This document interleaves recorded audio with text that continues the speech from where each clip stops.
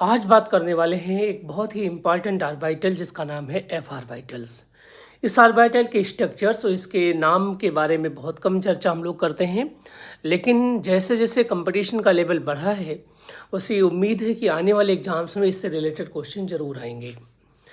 जो F orbital होता है उसका स्ट्रक्चर बहुत कॉम्प्लेक्स होता है, इस नाते जनरली हम कॉपी में इसको नहीं बनाते हैं। 3D शेप होते हैं इसके स्ट्रक्चर्स के। एफ ऑर्बिटल में जो जानने वाली बात है कि इसको रिप्रेजेंट करने का कोई यूनिक वे नहीं है। आप चाहो तो डिफरेंट तरीके से हम इसको रिप्रेजेंट कर सकते हैं। जैसे हमने एक तरीके से रिप्रेजेंट किया है f z cube x z square f y z square f x y z f z x square y square f x x square minus 3y square f y 3x square minus y square. इनके अलावा भी बहुत सारी books में बहुत सारे तरीके हैं। आप एटकिंस का रेफरेंस ले सकते हैं या आप कोई भी बड़ी बुक्स का रेफरेंस ले सकते हैं, आपको डिफरेंट जानकारियाँ मिलेंगी।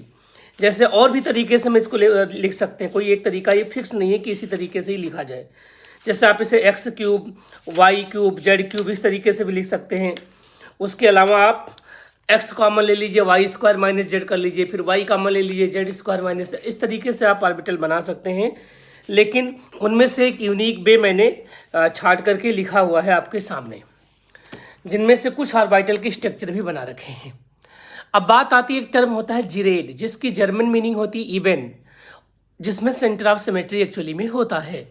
और एक आपके पास होता अनजिरेड। अनजिरेड वह होते हैं जिसमें अनइवन हो, मतलब सेंटर ऑफ सिमेट्री ना हो। तो जो आपके चार ऑर्बिटल हैं एस डी या एस पी डी एफ, जिनको हम जो स्पेक्ट्रोस्कोपिक टर्म आते हैं जब वो ट्रांजिशन पढ़ते हैं, उनके नेम से लिए गए हैं। शार्प से एस, डिफ्यूजन से डी, प्रिंसिपल से पी और फंडामेंटल से एफ। जिनमें से एस और डी ऑर्बिटल जिरेड होते हैं और पी और एफ ऑर्बिटल अनजिरेड होते हैं।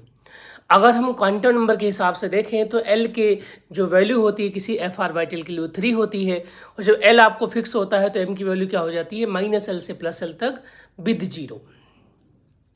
अगर पेंट्रेटिंग पावर की बात करें तो हम सभी जानते हैं कि एफ ऑर्बिटल की पेंट्रेटिंग पावर बहुत पुअर होता है, इस नाते एफ ऑर्बिटल की शील्डिंग पावर बहुत पुअर हो जाती है।